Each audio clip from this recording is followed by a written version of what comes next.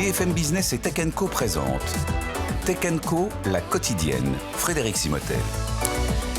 Bonsoir et bienvenue dans Tech & Co, la quotidienne, la dernière en direct de l'année. Oui, mais par contre, on va se retrouver tous les soirs avec François Sorel, avec tous nos invités pour des débriefs, les best-of de l'année. On aura une émission aussi assez originale lundi soir, les coups de gueule et les coups de cœur de nos débriefeurs, ce sera lundi soir. Et puis, bien entendu, on se retrouvera début janvier au CES de Las Vegas. Allez, on démarre ce soir au menu. Comme par hasard, on va parler d'OpenAI. OpenAI qui ouvre une sorte d'App Store de ChatGPT. On va essayer de comprendre, est-ce qu'on est en route vers la super app à l'image de ce que fait WeChat en Chine. On va en parler avec nos débriefeurs. On reviendra aussi sur l'IA française, pas contente du tout d'une loi sur laquelle est en train de débattre le Sénat autour de la propriété intellectuelle. Et puis, en deuxième partie d'émission, Deliveroo qui fête ses 10 ans en France, bien entendu. Bien, on aura la DG France qui sera avec nous pour voir un peu tous les enjeux autour de la tech et du secteur de la restauration. Allez, Tech & Co, la quotidienne, c'est parti. On est ensemble jusqu'à 21h. Tech & Co, la quotidienne, le débrief de la tech.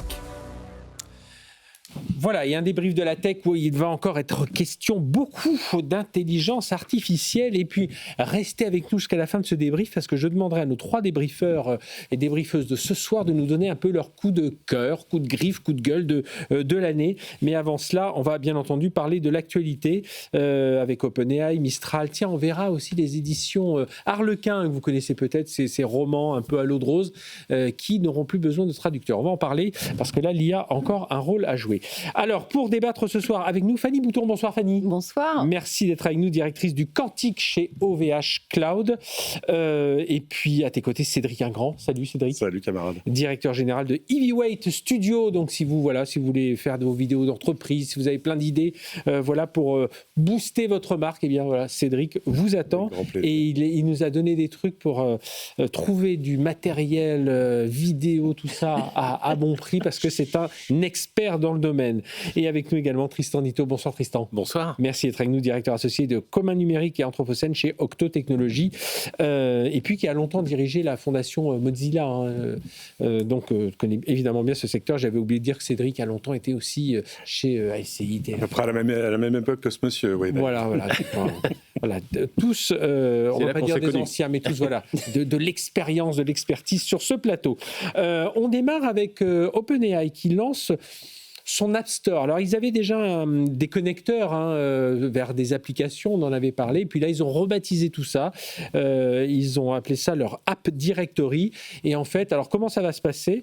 Imaginez, vous allez être connecté avec votre compte Spotify et vous allez être sur votre prompt ChatGPT, vous allez faire @spot et hop, il va vous inscrire Spotify et vous pourrez partir sur le site de Spotify puis continuer vos requêtes.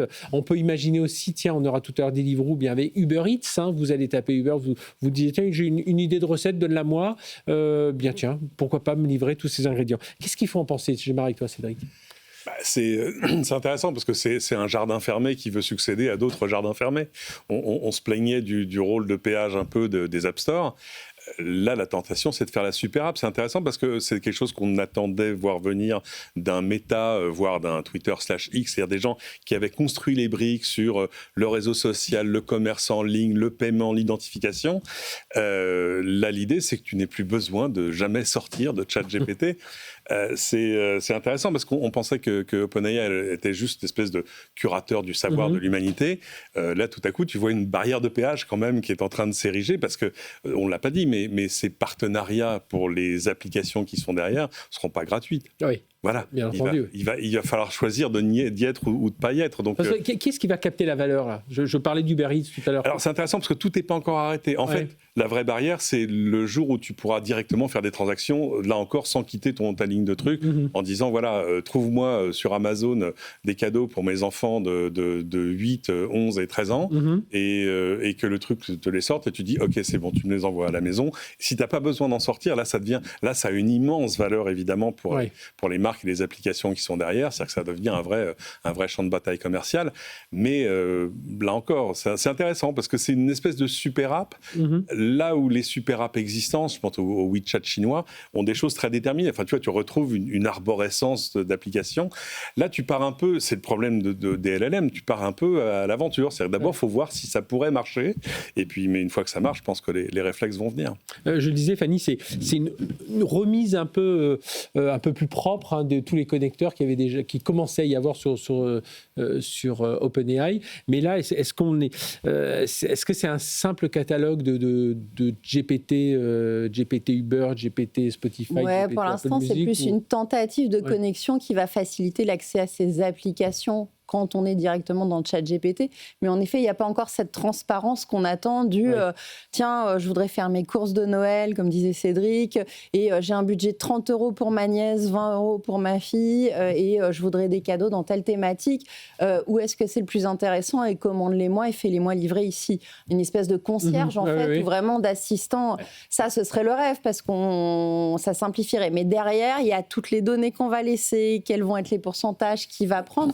Et il y a cette guerre qui va se mettre en place. Donc là, on connecte, on fait des tests, mais il n'y a pas encore de business model derrière bien. Oui, parce que c'est ça. Ils disent qu'il n'y a pas de commission directe, ça renvoie vers les sites externes pour finaliser les transactions. Exactement, donc ça permet de lancer. Donc je pense qu'on va garder un peu ces réflexes encore d'aller appeler les apps à la main plutôt que de les ouvrir. Je pense que c'est encore un petit peu compliqué, mais c'est intéressant. On voit qu'ils testent encore des nouveaux... Ils élargissent encore OpenAI après tout ce qui est érotique, toutes les nouvelles vidéos qu'on peut faire, etc.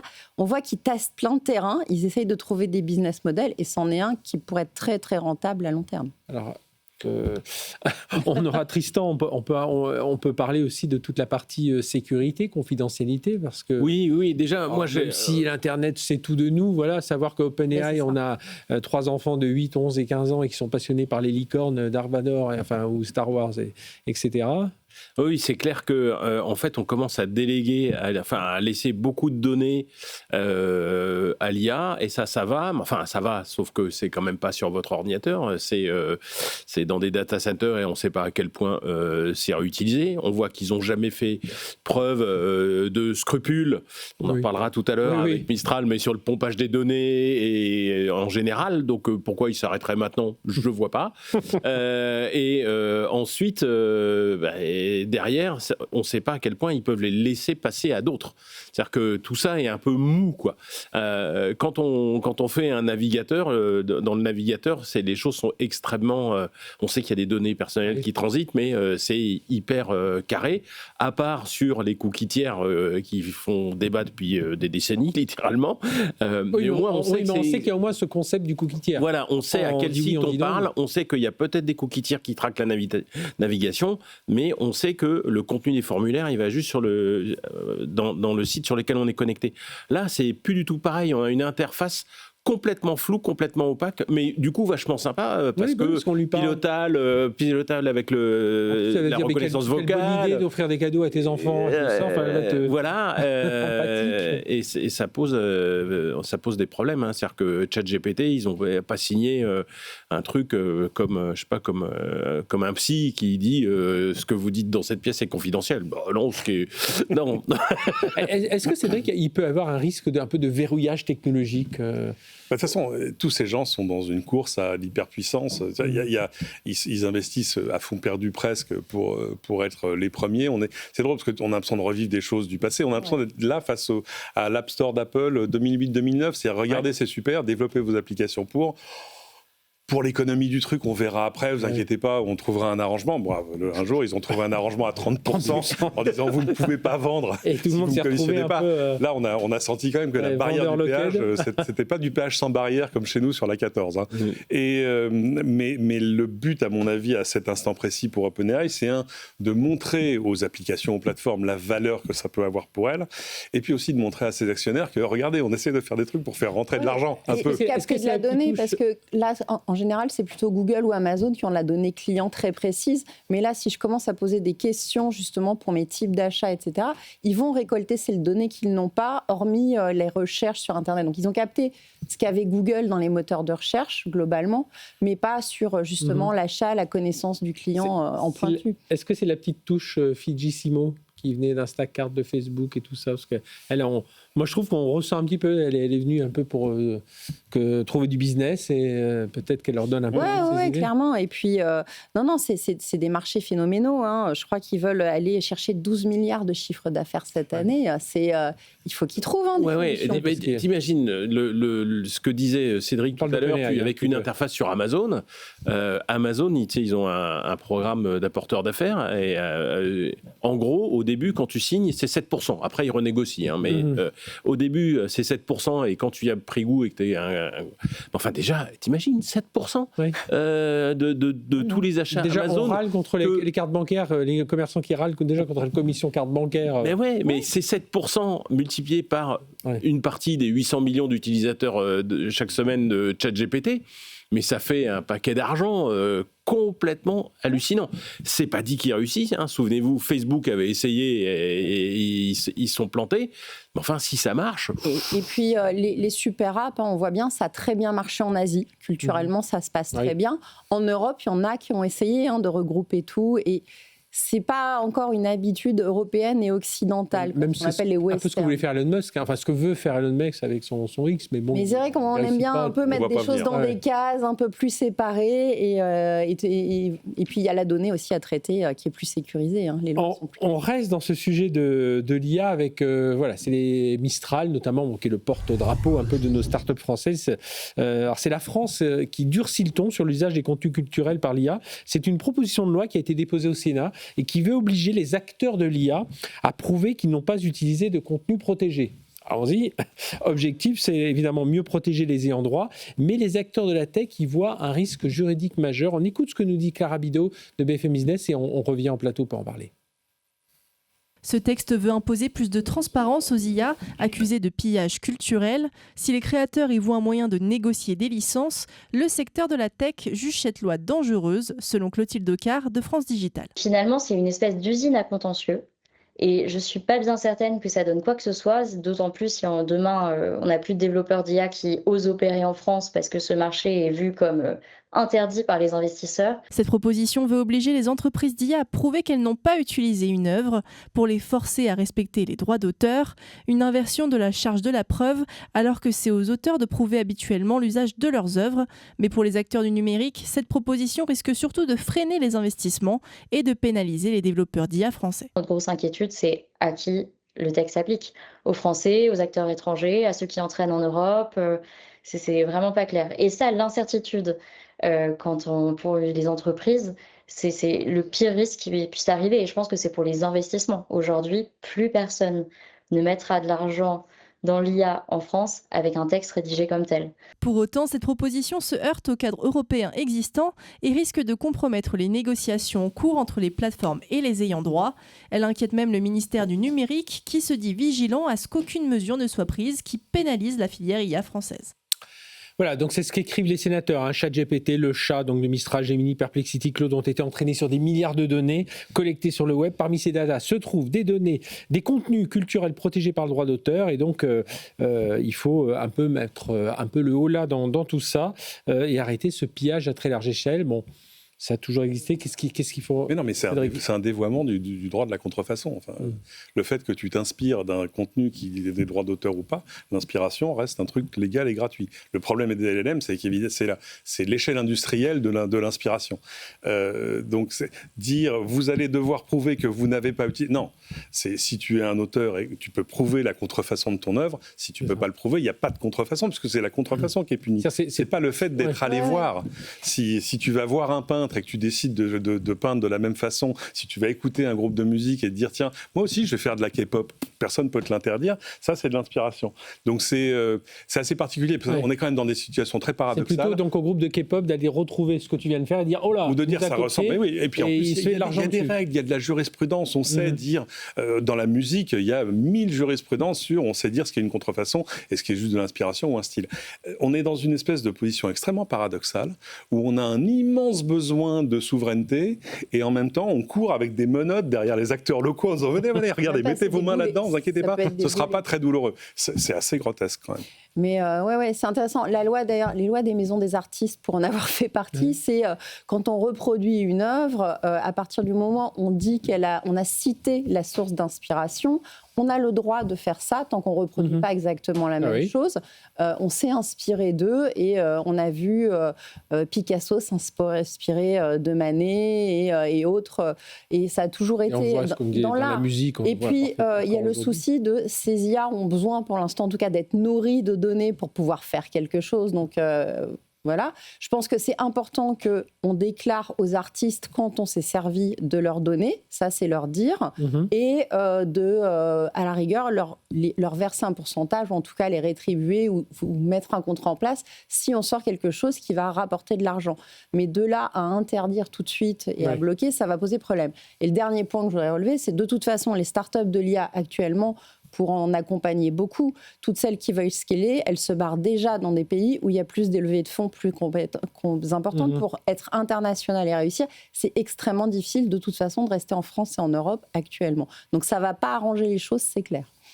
Qu'est-ce qui serait efficace selon toi ? Moi, je pense que là, déjà... Parce qu'on est d'accord qu'il faut quand même protéger un peu le droit... Alors moi, je suis un auteur qui a été pompé, donc déjà, je suis un peu agacé de base, parce que je sais que mon livre sur la surveillance, il s'est retrouvé, c'était il y a 10 ans, donc il est épuisé aujourd'hui, mais il est sur des sites du Darknet, il a été pompé, quoi, voilà, ok, ça me dérange pas plus que ça. Mais il a été réutilisé pour entraîner des IA, parce qu'en fait, il y a eu des documentations, il y a eu des procès, etc. Et on sait qu'un certain nombre d'entreprises, dont Meta, qui ont reconnu avoir utilisé des VPN pour aller se connecter, etc., aller pomper toutes ces bases de données pour entraîner les IA. Donc, bon, c'est un fait avéré.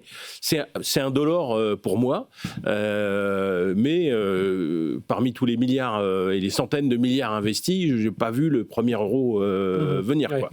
Donc c'est un peu agaçant, mais d'un autre côté, ça explique, ça démontre les limitations de la régulation.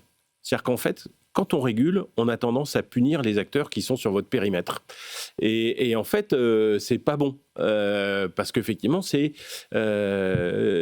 sur Mistral que ça va tomber. Et en fait, on va pénaliser Mistral. En plus, il ne faut pas oublier que les sénateurs disent on vient combler les angles morts du droit européen. On s'est dit, flûte, encore. Pourtant, déjà, le scope était assez large. On est déjà dans une situation où on a l'impression que l'Europe est en train de vouloir devenir le meilleur arbitre d'un sport auquel elle aurait pu envie de jouer. Quoi. Donc, c'est quand même un petit peu compliqué. Ce genre de choses... Il y a même des problèmes techniques. C'est-à-dire que si je te donne un lien sur Internet et que tu vas le voir, tu es incapable, dans l'instant, de dire si c'est une œuvre protégée, par qui, pour qui, au bénéfice de qui. Idem pour la vidéo, idem pour la musique, sauf pour des choses évidemment très connues. Donc, reprendre ça mot pour mot, à mon avis, ça passerait probablement pas le filtre d'un conseil constitutionnel, etc. Mais sinon, ça ressemble à une espèce de suicide économique assisté. Quoi. Non, puis on a toujours, et on va le voir dans notre sujet suivant, c'est toujours ce côté, on voit ça arriver, on ne sait pas que faire, on préfère mettre des barrières juridiques en voyant pas, il y a l'innovation, évidemment qu'il faut tenir compte de tout ça. Ça ne veut pas dire que les gens de l'IA ne se sont pas conduits comme des cow-boys. Ils se sont conduits comme des cow-boys. Il y a plein d'exemples. Parce qu'évidemment, leur première bataille, c'est d'avoir accès au plus de données possibles, d'abord des vraies données, puis des données synthétiques. Donc ça, on peut avoir les deux idées en même temps à l'esprit. C'est-à-dire que, OK, ils ont fait des choses qui étaient un peu limite. OK, il faudrait trouver des solutions pour que les auteurs au moins sachent quand une œuvre a été exploitée ou pas, et comment, etc., etc. il va falloir arriver à les réconcilier. Mais c'est les lois aussi à appliquer actuelles, c'est-à-dire que là, on n'est même pas capable, la plupart du temps, d'appliquer des lois qui existent et qui sont là pour protéger les auteurs, que les auteurs ne savent pas comment faire pour se protéger. Et là, on est en train de mettre un truc, donc sur le moment, peut-être que les auteurs vont être contents, mais en fait, ça va tout bloquer et ce sera bénéfique pour personne. Et puis, il faut voir un petit peu comment... il faut voir aussi le mode de défense. J'espère que les Mistral et consorts ne vont pas se défendre juste en disant oui, ça nous empêche de nous développer parce qu'on va partir et mettre dans la balance, on va partir à l'étranger parce que ce n'est pas la bonne solution.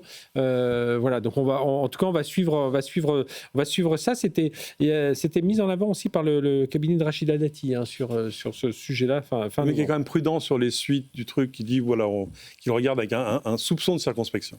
Alors, autre sujet justement sur les droits d'auteur, c'est un peu un pas de côté par rapport à tout ça, mais quand même, ce sont les éditions Harlequin. Alors, Harlequin, pour les plus anciens, voilà, c'est des romans, ce qu'on appelle à l'eau de rose, quoi, des romans de gare. De gare. La jeune employée dans une petite modeste boulangerie qui rencontre un prince et qui va se marier, ou le contraire. T'en as lu ? Pardon ? T'en as lu ? Je me doute un peu de... Non, mais quand je vois les titres, on parcourait les titres avec Léa Benaïm qui prépare cette émission avec nous tout à l'heure. C'est vrai que c'est beaucoup... Enfin, voilà, c'est ce sujet-là. En tout cas, qu'est-ce qui se passe ? C'est les éditions Harlequin. Voilà, ils testent l'IA pour traduire des romans et on se rend compte, évidemment, que les traducteurs qui sont pigistes ou salariés, peut-être pour certains, ils disent que c'est un plan social invisible. En même temps, là... on est quand même parti dans ce dont on parle ici tous les soirs, quoi. C'est un peu comme le code. Pourquoi est-ce que l'IA adore le code ? Parce que le code, c'est un truc documenté et structuré. C'est très facile pour une IA de parler code. Harlequin, c'est un peu pareil. C'est-à-dire que la structure narrative est un peu toujours... il y a des choses qui se répètent. Les mots sont un peu toujours les mêmes. Enfin, alors là, c'est hyper facile, surtout avec le corpus existant, parce que c'est des milliers et des milliers et des milliers de bouquins, de s'inspirer du style et de dire, oui, moi, je peux te... Non seulement, on n'est même pas en train de parler de créer de l'Harlequin. Là, c'est traduction. Là, pour l'instant, c'est traduction. Mais je pense qu'il y a des auteurs... Je pense qu'il y a des auteurs Harlequin qui ont des comptes premium chez Gemini, chez OpenAI, chez Claude et le reste. Mais alors, pour de la traduction, je pense que ChatGPT fait ça dans son sommeil. Enfin, c'est une rigolade. C'est du billard, quoi. C'est du billard. C'est du billard, c'est de la démo. Enfin, voilà. Donc, oui, c'est attristant pour les traducteurs, mais j'ai envie de dire, comment serait-il autrement, quoi. Ouais. Les marchés de la traduction, c'est 76 milliards actuellement, c'est 127 milliards estimés d'ici 2032. Donc, autant faire des économies et avoir ces traductions faites automatiquement. Alors après, ils disent qu'il y a toujours un humain qui va superviser un peu. Mais oui, mais c'est un travail pourri, les gens. Ouais. Enfin, je veux dire, je suis vraiment super désolé de ce qui leur arrive, mais c'est d'autant plus grave que c'est en fait humiliant, puisque derrière, ils se retrouvent à relire dans l'urgence, parce qu'évidemment, on ne va pas les payer cher, relire en urgence le travail de l'IA. Enfin, c'est vraiment c'est l'humiliation ultime, quoi. On est en train de remettre un métier qui avait été enlevé, qui était celui de correcteur. C'est-à-dire qu'on faisait traduire et on ne faisait plus relire parce que ça coûtait trop cher et que tant pis s'il restait quelques coquilles. Là, on va vérifier que c'est quand même lisible et on va remettre le boulot de correcteur. Mais en effet, ça va être fait... et d'autant que chez Harlequin, enfin, ils ne visent pas le haut de gamme, ils ne visent pas la grande littérature, ils ont des contraintes de prix énormes, ils ont des collections à 4,99 €. Enfin bon, donc la pression sur le prix, elle est énorme, et les attentes de qualité sont objectivement moindres, parce que c'est pas ce qu'ils revendiquaient, sans vouloir dénigrer le produit. Et donc, en fait, un travail même relativement médiocre, alors que c'est vraiment facile pour l'IA, la qualité importe peu, et donc ça va passer crème, quoi. C'est vraiment dans ce modèle 90-10. Si c'est 80-90% aussi bien pour 10% du prix, l'équation économique, elle est toute trouvée. Voilà. Et ça va pas être les seuls métiers. La semaine dernière, j'étais à la clôture des chaînes Game One et MTV, et je parlais avec les anciens animateurs de la chaîne. Alors, où est-ce qu'on se recycle ? Mais il y a tous ceux qui font les voix off, les traductions, les photos même des packaging de certains produits, etc. On en parle souvent ici. Et ils sont tous en train de se poser la question de qu'est-ce qu'ils vont devenir. Il y a certains médias, dont je ne vais pas citer les noms, là, qui mettent leurs pigistes, 300 pigistes en arrêt pendant 3 mois pour faire écrire les petites news qui viennent des communiqués de presse, les encarts, par des IA pour faire un test. Et là aussi, il y a une accélération sur ces métiers-là. Business Insider, il me semble, qui a annoncé ça il y a 15 jours. Oui, alors là, il y a un autre média, mais moi, voilà, je croise des journalistes ou en tout cas des pigistes qui sont déconfits parce qu'ils voient le truc arriver et ils savent, ils sont en train de regarder comment ça va se passer. Et en même temps, alors ça permettait autant la traduction de la collection Harlequin ou l'écriture de brèves, ça permet de faire vivre des gens. Mais c'est vrai que c'est quand même un métier qui est pas très enrichissant. Mais oui, entre ça et l'absence de métier. Mais voilà, c'est ça. Il y a ça d'abord. Il y a des gens qui ont un hobby qui est d'éviter la famine. Ouais. Et puis après, ça peut être un métier à très très haute valeur ajoutée. Moi, je me souviens pendant des années quand t'allais voir, je sais pas, un Woody Allen au cinéma, c'était toujours les deux mêmes. Je sais plus comment il s'appelait. C'était un couple qui faisait les adaptations des sous-titres. Attention, pas l'adaptation du doublage. Ça, c'était encore un autre métier. Donc, c'était des métiers à très forte valeur ajoutée. Mais même dans la traduction d'ouvrages un peu plus haut de gamme, on le voit.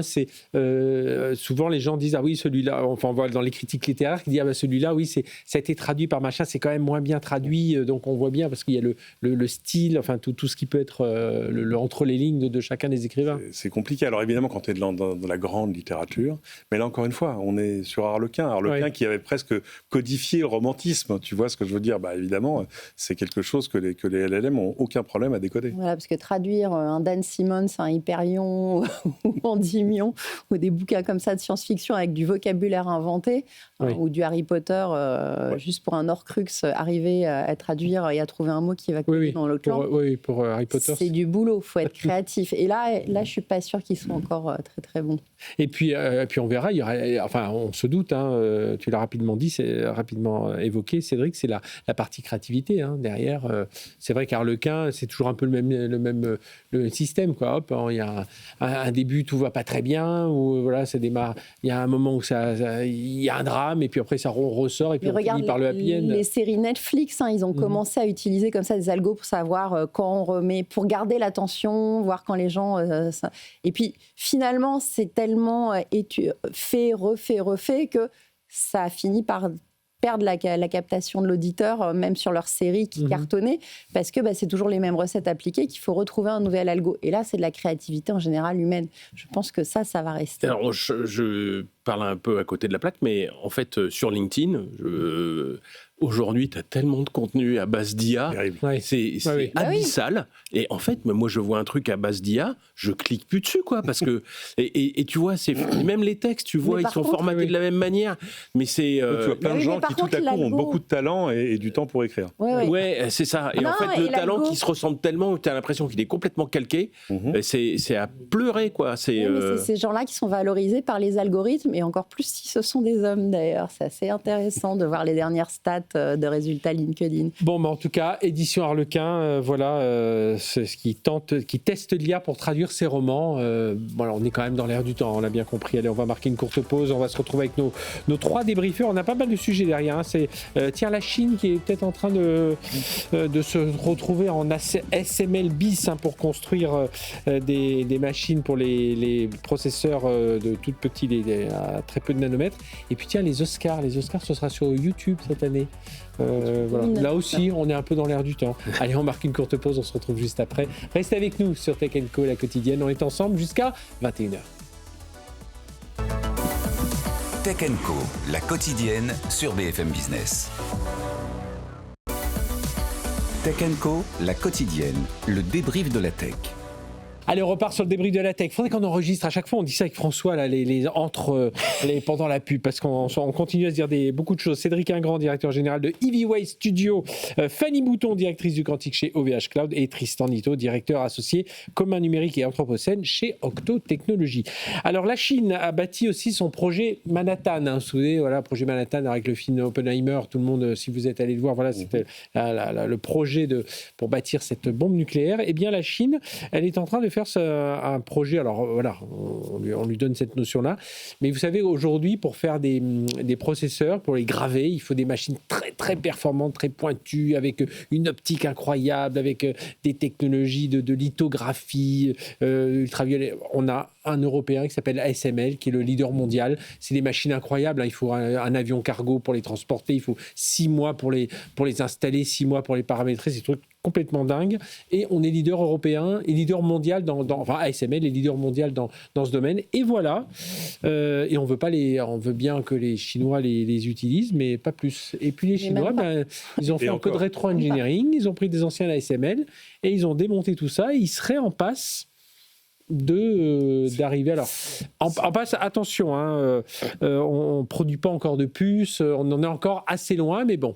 Ouais, on passe. Ils ont réussi à reproduire une machine qui pourrait graver possiblement aussi finement qu'avec les lasers qu'on sait faire en Europe et qu'on refuse de leur vendre. Il y a une interdiction de leur vendre ces fameux lasers à la Chine. Là, a priori, ce qui est fait en Europe et qui fait la taille d'un bus de 18 mètres carrés, si je ne me trompe pas, c'est le sous-sol d'une usine complète parce qu'ils n'arrivent pas encore à miniaturiser et avoir les bonnes optiques parce que ces lasers justement très précis, il faut des optiques Zeiss qui sont de très bonne qualité. Par contre, en effet, a priori, ils ont quand même réussi à reproduire et à monter une machine qui pourrait approcher la gravure qu'on atteint en Europe. Ça veut dire quoi ? Ça veut dire que là, maintenant, il faut qu'il la paramètre, qu'il fasse des tests encore, et on dit qu'il va encore falloir 2 ou 3 ans avant qu'ils arrivent à faire une puce de la bonne taille. Bon. C'est une grosse avancée. Et en effet, ils ont embauché des gens, a priori, des anciens d'ASML. C'est là où, des fois, même quand on n'a pas la techno, la fuite des talents, ça se contrôle aussi et il faut faire attention. Et qu'ils auraient été jusqu'à changer les noms, leur donner des faux papiers pour pouvoir avoir ces gens-là. Rester vraiment sous les radars complets. C'est une guerre logique puisque c'est stratégique. Quand on freine comme ça quelqu'un, ils trouvent des solutions. Ils ont réussi à faire de l'IA en conditions restreintes avec des puces moins puissantes et avec des transistors moins performants, justement. Mais ils essayent de rattraper cette course et voire même d'innover, parce que là, s'ils arrivent à faire cette machine et s'ils arrivent à passer au step d'après, ou en tout cas à gagner, ils n'auront peut-être pas besoin d'annexer Taïwan, ce qui pourrait peut-être être une bonne chose aussi. ou à l'inverse, ils pourront annexer Taïwan sans que tout à coup le marché de la puce s'effondre. Donc c'est hyper stratégique pour eux. C'est pour ça qu'on appelle ça le projet Manhattan. C'est à l'échelle de l'importance de la bombe nucléaire pour les États-Unis. Et c'est intéressant parce que est-ce que finalement les États-Unis et plus largement les pays de l'Ouest ont pris la bonne option à l'époque en disant on va limiter l'accès, on va sanctionner, on va mettre des barrières, parce que à quoi on arrive ? On a juste poussé la Chine à innover plus vite de manière autonome, alors qu'elle aurait pu se contenter en disant finalement il y a une filière, il y a un écosystème, il y a de la supply chain, on peut se servir où on veut. Ils n'auraient pas fait ce genre de choses. C'est extraordinaire, parce que tu le disais tout à l'heure, en fait on est face aux machines industrielles les plus complexes de l'histoire de l'humanité, à peu de choses près, avec en plus des contraintes incroyables parce qu'il y a 250 000 pièces. Donc, en fait, c'est des mathématiques. Une pièce, selon le type de pièce, a un temps de vie ou un temps entre 2 pannes. On connaît ça avec les disques durs qu'il faut calculer. Donc, il faut que tes 250 000 pièces, elles fonctionnent assez bien, assez longtemps dans le temps pour que ta machine ne tombe pas en panne toutes les 40 minutes. Enfin, c'est une complexité. Dans un environnement en plus, les conditions de vie d'un laser et tout, il faut être... Et ça coûte tellement cher, donc c'est incroyable en termes de technologie. Donc on ne peut pas dire que c'est juste de la copie, parce que c'est comme si je te file un iPhone en disant vas-y, va le copier. Enfin, tu vois ce que je veux dire. C'est une complexité, mais on sait qu'ils ont un degré d'ingénierie extraordinaire. On sait qu'ils ont surtout une philosophie qui est différente. C'est-à-dire que nous, on pense revenu, eux, ils pensent contrôle. Et ils pensent temps. Ils voient à long terme. Eux, ils voient déjà la réduction de la dépendance aux fournisseurs étrangers. Ils voient le soutien à leurs industriels locaux, alors les Huawei et consorts. Et puis, derrière, ils voient la création de chaînes complètes d'innovation. Déjà pour eux. Il ne s'agit pas de se dire il faut qu'on soit compétiteur face aux autres. Non, c'est déjà pour eux, parce que les composants, c'est essentiel pour eux aujourd'hui. Tristan. C'est logique qu'ils fassent ça, mais je vois pas comment l'Europe et les États-Unis auraient pu jouer différemment non plus. Parce qu'on aurait pu leur laisser les clés du camion en disant allez-y, achetez tout, machin. Qu'est-ce qui nous dit qu'ils nous auraient pas. Ils nous auraient peut-être donné un peu plus d'argent, mais. Déjà, on se doute que par des circuits un peu gris, ils ont réussi à récupérer certaines machines. Mais oui, on le voit bien, par exemple, sur DeepSeek, où il se dit qu'ils ont dû innover pour faire de l'IA parce qu'ils n'avaient pas les puces, etc. En fait, ça, c'est le storytelling, mais on se rend compte qu'il y a des boîtes à Singapour qui ont acheté des tas de puces chez Nvidia qui n'ont pas le droit d'être vendues à la Chine, et puis qu'elles, évidemment, c'est pas à Singapour qu'elles ont été utilisées, mais elles sont parties directement pour la Chine. Donc, en fait, ils trouvent toujours des moyens parce que c'est la mondialisation. Et là, ils font pareil. Ouais, mais est-ce que c'est pas un peu comme un ado, tu sais, tu lui interdis de faire ce truc et il va déployer 10 fois plus d'énergie à contrer le truc, mais en plus à te pourrir la vie après. Alors que si tu l'avais laissé faire et que tu l'avais accompagné, peut-être que tu serais encore pas en. C'est ce qu'ils ont vu avec. Je sais pas, c'est la question que je me pose. Le fait qu'ils aient ouvert la porte pour les H200 là, de Nvidia, c'était un petit peu ça, parce que c'était interdiction totale.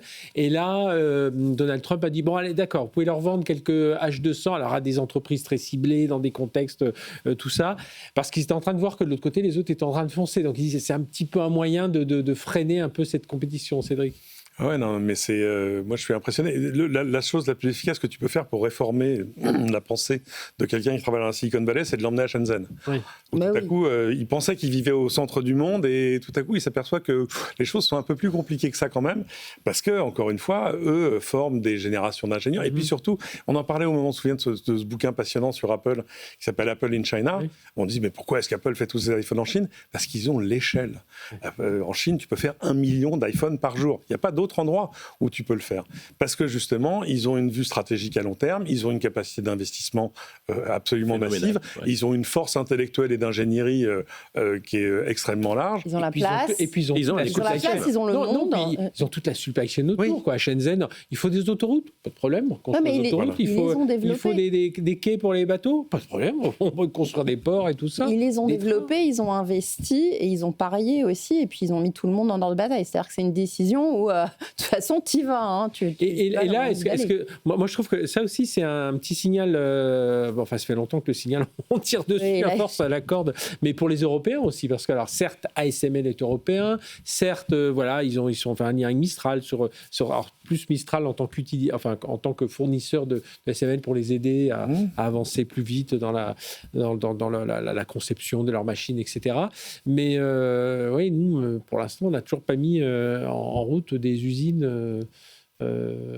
C'est compliqué parce qu'encore une fois, c'est intéressant parce qu'ASML n'est pas une boîte secrète, mais c'est une boîte qui parle finalement assez peu. Oui. On connaît dirigé pas. par un Français. Oui, bien sûr, le PDG est français. Mais tu vois, moi j'attends le grand reportage à l'intérieur de ASML parce que en termes d'ingénierie, c'est absolument passionnant. Enfin, c'est bouleversant. Et c'est spin-off de Philips. C'est à Eindhoven et tout ça. Voilà, ça fait partie un peu de toutes ces entreprises où un jour Philips, pas laisser partir, mais a créé un peu. Il a fait des choix stratégiques intéressants là.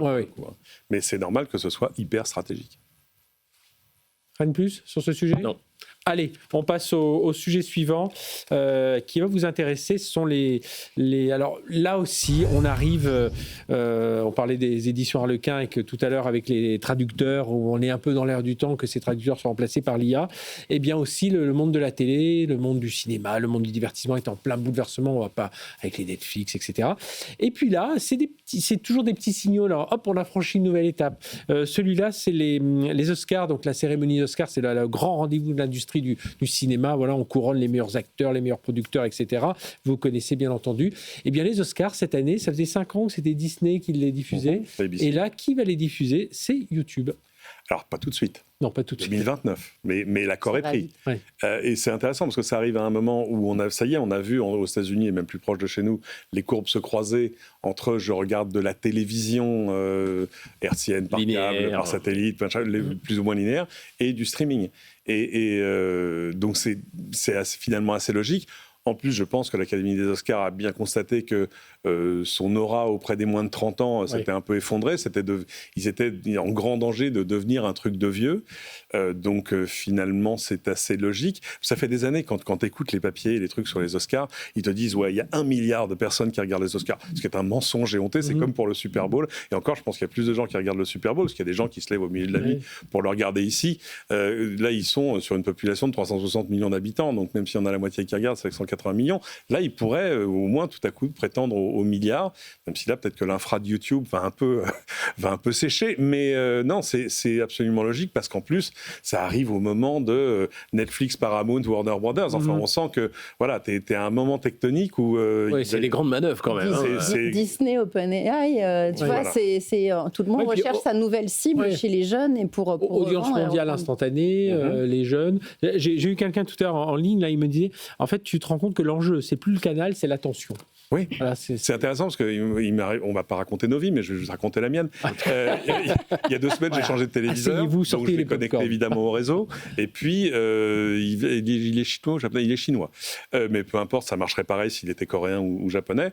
Tout à coup, je me suis aperçu que non, j'ai plus de connexion même à un réseau câblé, même à de la DSL, parce que, on va tous dire, je suis chez Free. Free, maintenant, tu as une application sur toutes les télés qui s'appelle Free TV. Tu n'as même plus besoin d'avoir la box, la partie télévision de la box. Tout est en stream, dans une qualité. Je regarde BFM, la vie est belle. Et tout à coup, j'ai vu le nouveau champ de bataille. C'est que sur la réglette des applications, c'est une Google TV, il y a Free, il y a YouTube, il y a Netflix, il y a Prime, il y a Apple. Et aussi, il y a le bouquet du fabricant de la télé. Là, en l'occurrence, c'est Xiaomi, mais il y aurait pareil chez Samsung et chez les autres. Et là, j'ai vu apparaître un nouveau bouquet, et je crois que c'était un hasard de géolocalisation qui ne marchait pas, que je ne connaissais pas, qui s'appelle Google Free Play. Google Free Play, c'est la télé. Tu cliques et tout à coup, tu es comme dans la télé, avec une grille des programmes. Ça reprend des programmes à la fois en direct, linéaire et pas linéaire. Et il y a 250 chaînes. Et là, tu te dis, mais attends, mais Google a essayé de recréer la télé à l'intérieur de ma télé pour un motif évident, parce que tout à coup, entre les programmes, ils placent leur pub à eux, géolocalisés, ils savent quel est ton compte. Et ouais, la vie est belle. C'est-à-dire que c'est de la télé linéaire avec de la pub ciblée comme sur YouTube. Donc forcément, c'est le meilleur des deux mondes. Et évidemment, dans ce cafarnaum, parce que tout à coup, tu es quand même face à une offre où tu sais plus sur quel bouton appuyer. La télé hertzienne, ça va être quand même très, très difficile. Et rappelons, le but, c'est quand même de nous faire consommer. C'est de nous mettre de la pub pour que derrière, on puisse... Voilà, c'est pas juste de voir sur YouTube ses acteurs préférés gagner l'Oscar et non, mais c'est surtout que ces médias-là et ces événements-là restent intéressants. Ils essayent encore de vivre, et on verra le Festival de Cannes, on verra les Jeux Olympiques, on verra Roland-Garros. Tous ces formats-là qui étaient à la télé, c'est des millions de coups de pub aussi autour qui se font, doivent recapter de l'attention des auditeurs pour continuer à exister. Est-ce que les jeunes suivront ? Ça aussi, c'est pas sûr. Il va falloir réinventer le format. Ça suffira pas de déplacer. Mais en tout cas, c'est smart. Et ça va dans le sens de qui allume la télé, si ce n'est pour... forecaster, quoi. Moi, mes 2 fils de 23-25 ans, c'est pareil, expérience de vie. Ils allument la télé, qu'est-ce qu'ils font ? Ils prennent YouTube, ils font AirPlay, plouf, dans ta télé, et ils regardent YouTube sur la télé. Mais ils ne savent pas ce que c'est qu'une chaîne télé, à part peut-être le replay de Koh-Lanta quand ils veulent me faire plaisir. Non, puis derrière, ça permettra aussi, avec YouTube, tu peux regarder en direct, tu peux regarder en différé, tu peux avoir des... Ils savent parfaitement découper tout ça. Oui, les Oscars, ça a commencé en 1976, donc cette année, ça va être le 50e anniversaire, et tu sens que c'est un truc, la durée de vie, en tout cas dans le format télévisuel, qui va être complètement chamboulé, quoi. C'est la fin d'une ère, finalement, qu'on constate là, avec une icône, mais on voit tout le reste, le mode de consommation a changé, et là, c'était plutôt les derniers à rester comme avant, mais eux aussi, ils changent, quoi. Et puis, le monde du cinéma est en train de shifter vers le monde des séries. Maintenant, tous les grands acteurs, on les voit dans des séries plutôt que dans des grands films. Ça aussi, voire même ça signer des contrats d'exclusivité, comme à la grande époque à l'époque des studios. Des grands studios, Et puis la dichotomie jusque-là, elle était quand même entre des contenus linéaire, pas linéaire. L'immense force du linéaire, c'est le direct. C'est les gens qui sont en train de nous regarder sur BFM le Business. Super Bowl. C'est regarder une finale de Ligue des Champions. Ça, le replay d'une finale de Ligue des Champions, c'est presque, on est presque dans le pouillème. Et là, tout à coup, tu as un immense événement qui, en tout cas, doit draguer une grosse audience et qui passe en direct et qui passe sur un média non linéaire. Ça, là, tout à coup, cette porte-là, elle est ouverte. Les prochaines étapes, c'est quoi ? C'est le sport. Ouais. Et d'ailleurs, moi, mes collègues, la plupart du temps, s'ils me disent « Ah, ce week-end, t'es à BFM Business !» Oui, parce qu'ils écoutent à la radio pendant qu'ils vont courir ou autre, et ils ne regardent pas en direct le soir. Je leur dis « Non, c'est vrai que parfois, on se prend la tête sur la grille de programme, alors que il vaut mieux se prendre la tête sur comment on est plus visible sur le replay, ou comment on est plus visible sur YouTube. D'ailleurs, vous pouvez regarder Tech & Co, la quotidienne, sur YouTube, bien entendu. En tout cas, voilà, c'est bien, voilà, la prochaine cérémonie, je ne sais plus, ça doit être en 2029. Ah oui, c'est 2029. février, là, sinon, vous continuez, c'est toujours Disney. Oui, c'est ça, c'est toujours... à l'orée du printemps. On suivra ça, mais oui, il faudra quand même attendre 2029. Mais c'est quand même un sacré signal avec... On ne va pas refaire le film, les Netflix qui signent, qui veut racheter Warner, les OpenAI qui vient signer avec Disney. Peut-être que finalement, elle sera sur Netflix en 2029, la cérémonie. À un moment, faire du circuit court. Et un jour, on dira, tiens, la cérémonie des Oscars est disponible sur le cloud de... Ça sera ces batailles du cloud. Allez, tiens, je voudrais qu'on fasse, il nous reste une dizaine de minutes ensemble, je voudrais qu'on fasse un petit tour, on l'a fait là tous les soirs avec François, avec nos débriefeurs, sur on est là, la dernière émission de l'année, en tout cas sur ce format-là. On en a bien entendu d'autres qui arrivent, dont notamment lundi soir. On aura, nos débriefeurs nous ont donné leur coup de gueule. Alors là, on est resté sur 1h30 de tout ça. Là, on nous reste une dizaine de minutes. Vos coups de cœur, vos coups de gris, vos coups de gueule. Cédric Chon. Allez, Fanny, honneur à toi. Alors, mon coup de gueule, c'est sorti aujourd'hui. Ouais, non, parce que j'aime bien finir par les choses positives, moi, plutôt que de râler. Non, c'est le plan France 2030 qui risque d'être figé, et donc l'innovation et le financement des innovations, que ce soit dans le quantique, dans l'IA, dans le New Space. C'est un vrai sujet. On parlait tout à l'heure de l'évolution de nos startups et de comment on va continuer à les financer. C'est déjà difficile d'arriver à avoir des investissements. Si l'État et s'il n'y a pas de commande publique, moi je tire la sonnette d'alarme. Il faut qu'on ait des plans et de l'industrialisation dans les prochaines années si on veut rester leader mondial dans la technologie, ou en tout cas avoir encore une place existante entre la Chine et les États-Unis. Donc pourtant, il n'y a pas assez de dynamisme autour de tout ce plan. Il y avait déjà un peu de saupoudrage, c'était déjà pas encore assez fort. Et là, comme on est dans les histoires de budget où il faut freiner, couper les dépenses, on est en train de stopper ça. On n'entend plus parler. Je ne suis pas sûre que ce soit une des meilleures idées qu'on ait sur ces plans stratégiques. Cédric, sur France 2030 là. Oui, mais à un moment, c'est vrai que les choix budgétaires, c'est toujours un truc compliqué parce que tout le monde vient de voir en disant « je suis le truc le plus important ». Et ça peut être la justice, ça peut être l'hôpital. Tu vois, je suis le truc le plus important pour maintenant. Donc là, tout à coup, tu es dans la projection un peu plus loin. Tu te dis « attendez, on vous reparle l'année prochaine, c'est pas grave, on va rattraper le... » C'est compliqué. Hein, ouais, mais on a que 2 ans là pour financer certaines boîtes et sortir une stratégie d'innovation. Sinon, on va consommer les autres régions et il faudra pas qu'on se plaigne. Voilà. Et on va perdre encore des boulots, je vous le dis. Voilà. Oui, non, je dis pas, moi, je dis pas le contraire. Je travaille beaucoup avec le service public et je vois à quel point c'est difficile pour eux, alors qu'ils font des choses qui sont super importantes, comme... je dis pas le contraire, je dis juste... Comme les pompiers. Chercher de l'argent pour des trucs, non, mais pour l'agriculture, la santé, l'éducation, mais il y a aussi des choses où on pourrait peut-être... voilà. Conserve le micro, cher Tristan, et dis-nous, toi, alors je ne sais pas par quoi tu veux commencer, ton coup de cœur, ton coup de gueule. Moi, je vais plutôt être dans le coup de gueule, pour commencer. Bon, étonné. La surprise est totale. Alors bon. Et d'ailleurs, je n'ai pas de coup de cœur. Est-ce qu'il a des coups de gueule des fois, je ne suis même pas sûr d'avoir un coup de gueule. J'ai un coup de gueule sur mon coup de cœur. Non, en fait... on va, et ici aussi, et j'en fais partie, donc je juge pas, mais on va, comme un seul homme ou comme une seule femme, se diriger droit vers l'IA en l'embrassant, en disant que c'est absolument formidable, etc. Et quand même, on l'a vu ce soir dans les sujets, par exemple avec Harlequin, par exemple avec le pillage du copyright, etc., qu'en fait, il y a plein d'autres choses. Et à mon avis, le plus grave, on le voit même pas, c'est la problématique environnementale qu'on aborde finalement très peu ici, parce que ça fait pas encore. Il y a eu un petit pic, enfin, on n'en parlait pas. Il y a eu un petit pic, et puis j'ai l'impression que c'est ouais, c'est ça. Alors qu'aujourd'hui, on est en train de faire. Enfin, on voit Musk qui fait tourner Grok avec des turbines d'avion à gaz, enfin des moteurs d'avion qu'il a transformés en générateurs avec un rendement dégueulasse en plus. Enfin, c'est vraiment, ça chauffe, ça consomme du gaz.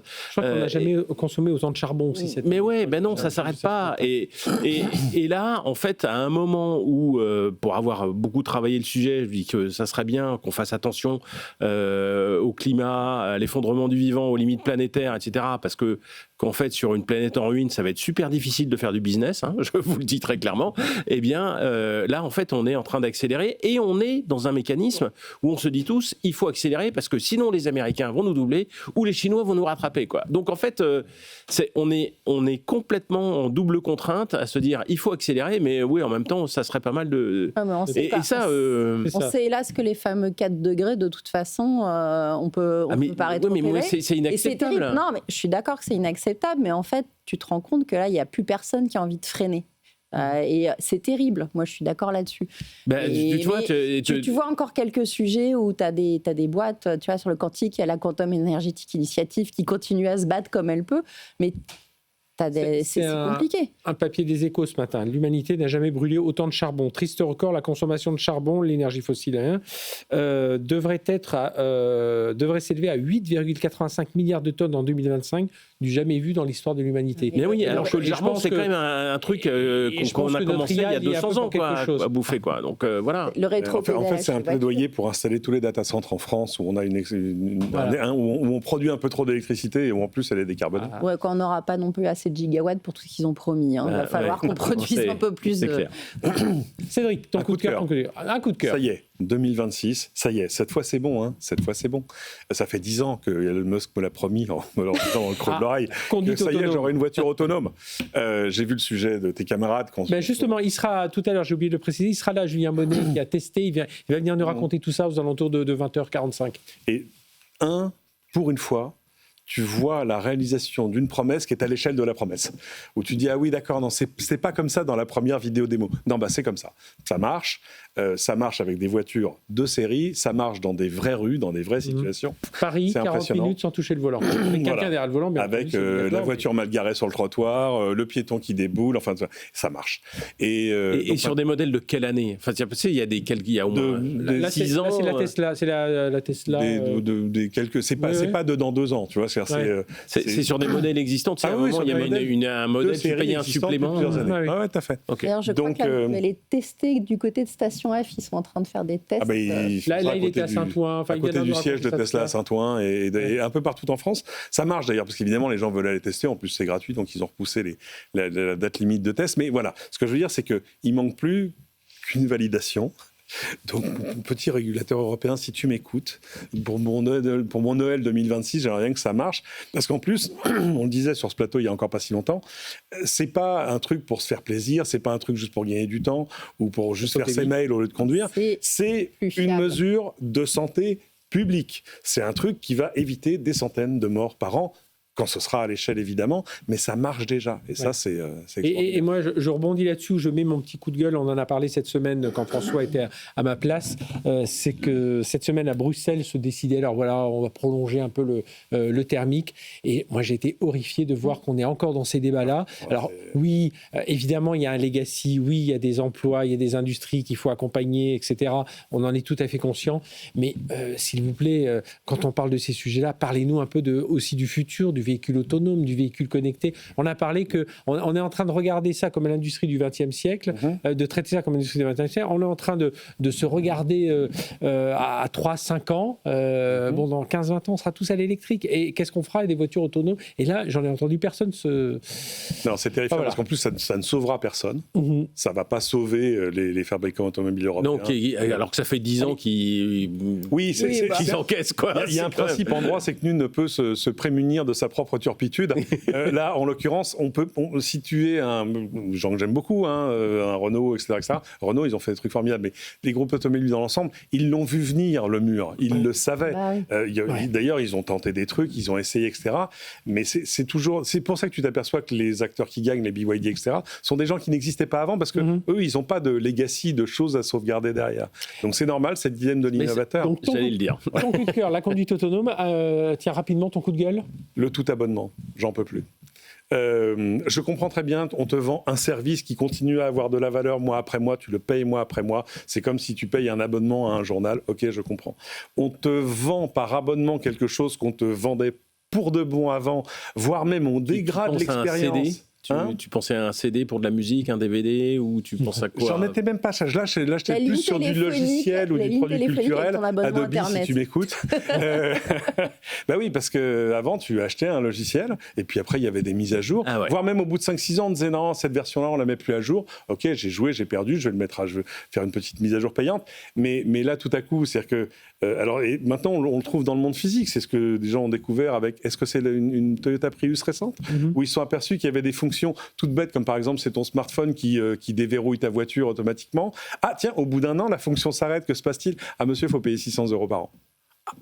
Et là, te retirer une fonction que tu avais déjà, donc c'est-à-dire que tout est déjà là, tu l'as déjà acheté la voiture, sous prétexte d'arriver à t'extraire de l'argent. Je comprends que le modèle de l'abonnement est un truc absolument passionnant, parce que c'est formidable pour le business, c'est formidable pour les actionnaires, tout à coup tu boucles du revenu sur des années et des années, mais on est, comme dirait cet auteur qui a fait ce bouquin sur la merdification des plateformes. Cory Doctorow. Cory Doctorow, que j'aime d'amour. Voilà, là, il faut faire quelque chose. Rapidement, ton coup de gueule, il nous reste un peu moins de 2 minutes. Alors là, maintenant, c'est mon coup de cœur. Parce que j'ai ton coup de cœur, Fanny. Non, alors moi, c'est en effet, l'arrivée de l'IA accélère, pour moi, l'apprentissage. Donc, c'est un coup de cœur qui est modéré parce qu'il faut faire attention à l'usage. Mais en tout cas, ça me fait gagner un temps et j'apprends plus vite. Moi qui adore me coucher le soir en ayant appris un truc, qui lit beaucoup moins qu'avant, etc. Oui, on est tous mais j'ai toujours plein de questions comme quand j'avais 4-5 ans, de comment ça marche, qu'est-ce que c'est, etc. Et là, au lieu de trouver 1 ou 2 réponses ou d'avoir 1 ou 2 sources, j'ai des dizaines de réponses et des dizaines. Et des fois, je me couche d'ailleurs trop tard parce que Et on peut même dialoguer, continuer à dialoguer. Mais j'ai gagné du temps et de la qualité dans mon travail et c'est chouette en fait aussi d'avoir accès à tout ce savoir encore mieux qu'avant parce que Internet a été un accélérateur de connaissances. Mais là, avec l'IA, quand on a envie et quand on pose les bonnes questions, quand tu utilises accélérateur de réflexion peut-être. Ouais, d'introspection, de choses plus pointues et ça propose des choses extrêmement intelligentes, c'est surprenant. Allez, moi, je vais quand même te faire un petit coup de cœur super rapide. Ben, moi, j'ai un smartphone avec dessus, il y a une pomme, mais je dirais pas la marque. Et ça fait donc 5 ans que je l'ai et il marche encore super bien. Et en fait, la perspective que, comme ça, les terminaux durent beaucoup plus longtemps, c'est quand même vachement bon, parce que ça fait moins de mine, moins de consommation, etc. Et bravo donc à cette marque à la pomme de faire des OS qui durent aussi longtemps et qui les maintiennent. Je lui préviens un bel avenir. C'est peut-être le geste le plus efficace en termes d'empreinte. En fait. Exactement. Plus que l'usage. Bien sûr. Eh bien, merci en tout cas à tous les 3. Tristan Nitto, directeur associé commun numérique et anthropocène chez Octo Technologies. Fanny Bouton, directrice du Quantique chez OVH Cloud, c'était avec un grand directeur général de EasyWay Studio. Merci infiniment d'avoir participé, puis vos coups de cœur, coups de gueule. Évidemment, à retrouver tout ça dans les replays, les podcasts et puis sur YouTube. Encore merci à tous les 3. À tout de suite sur BFM Business. Tech & Co, la quotidienne sur BFM Business. Tech & Co, la quotidienne, Tech Flash. Et tout de suite, le Tech Flash avec Léa Benaïm. Bonsoir Léa. Alors, à la une, Yann Lequin. Et oui, ça vient de tomber. La start-up d'IA de l'ancien patron de Meta s'apprête à lever 500 millions d'euros. Et elle vise une valorisation à 3 milliards. Et on en sait un peu plus sur son projet. Son entreprise s'appellera AMI, un jeu de mots qui signifie aussi Advanced Machine Intelligence. Et le franco-canadien a déjà trouvé son bras droit. Alexandre Lebrun, le fondateur de la start-up Nabla et ancien salarié lui aussi de Meta, prendra le poste de directeur général. également dans l'actualité. ChatGPT se transforme en système d'exploitation. OpenAI a dévoilé hier soir son app Directory. Concrètement, les développeurs vont pouvoir créer des applications qui seront accessibles pour les utilisateurs directement via le chatbot. Et le géant de l'IA a déjà signé pas mal de partenariats, parmi eux Apple Music, DoorDash ou encore Uber Eats. Et puis Tesla qui pourrait bientôt intégrer Starlink à ses véhicules. Et oui, c'est en tout cas ce que suggère un nouveau brevet déposé par le constructeur. Aujourd'hui, les voitures d'Elon Musk se fient exclusivement au réseau cellulaire pour la connectivité. Une solution performante, certes, mais dépendante de la couverture terrestre. Les antennes seraient directement intégrées dans le toit des véhicules, de quoi leur offrir une connexion en continu, y compris dans les zones blanches. Et puis c'est un joli coup pour Netflix. La plateforme a signé un partenariat avec la FIFA pour concevoir le jeu vidéo officiel de la prochaine Coupe du Monde de football. Il sera gratuit pour les abonnés Netflix et accessible directement via la plateforme avec la possibilité d'utiliser son smartphone comme manette. Netflix succède ainsi à Electronic Arts qui a rompu son contrat avec la FIFA. C'était en 2023. Et puis autre joli coup cette fois pour YouTube qui s'est offert la cérémonie des Oscars. L'Académie et la plateforme américaine ont conclu un accord d'exclusivité mondiale pour 5 ans. Objectif, toucher un public plus large que la télévision traditionnelle. En France, la cérémonie était diffusée depuis plus de 10 ans sur Canal+ avant que Disney ne récupère les droits d'auteur l'an dernier. À partir de 2029, il faudra donc se rendre sur YouTube pour suivre l'événement en direct. Et pour finir, je vous donne rendez-vous demain à 21h30 sur BFM Business pour De quoi je me mêle, votre émission Tech du week-end avec François Sorel. Et au programme pour cette dernière de l'année, les coups de cœur et les déceptions de l'année 2025. On écoute un extrait. Premier coup de cœur donc, la trad qui arrive sur les AirPods pour Anthony. Du côté de chez Nicolas Guyot et la rédaction de Clabic, c'est la Switch 2 qui est sortie effectivement en 2025. Après main report, on va dire. On a attendu longtemps celle-là. Très attendu. Voilà, et en plus, elle nous a un petit peu, quand on l'a vu arriver, on était un petit peu déçus. On s'est dit, oh, mais comment ça, c'est pas plus, il n'y a pas plus, il n'y a pas d'écran OLED. Oui, c'est vrai que la mise à jour hardware, elle est là. Parce qu'il y a 7 ans d'écart, je crois, entre les deux consoles. Oui, alors, mais ça n'a rien à voir. Mais c'est pas waouh, quoi. Il n'y a pas d'écran OLED, par exemple, comme tu disais. Elle réinvente pas la roue, mais par contre, elle a un succès de fou. Ça cartonne. Ils sont en train d'exploser tous les chiffres Nintendo. Au début, on s'était dit, attention, effectivement, alors écran un peu plus grand, design amélioré. On a les Joy-Con, les manettes qui sont magnétiques. Donc, il n'y a plus de rails, des pièces qui pouvaient casser avant. On peut utiliser un Joy-Con en souris. Donc, ça ouvre le champ des possibles en termes de jeux vidéo.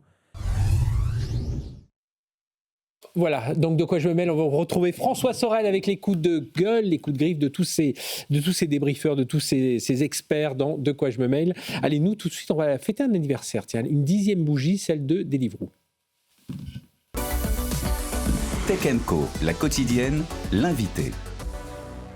Avec nous, Melvina Sarfati El Grabli, bonsoir. Bonsoir. Alors, vous êtes directrice générale de Deliveroo France. Alors, Deliveroo, voilà, je pense qu'aujourd'hui, la marque, elle n'a pas mis 10 ans à s'installer. Elle a très vite été connue, parce que c'est lancé en 2015, donc, en France, hein, bien entendu. Au début, c'était quoi ? C'était 100, 200, 300 restaurants, et puis ça a grimpé très vite. Hein. Exactement. Donc, Deliveroo s'est lancé en France en 2015. C'est une société britannique qui existe depuis 2013.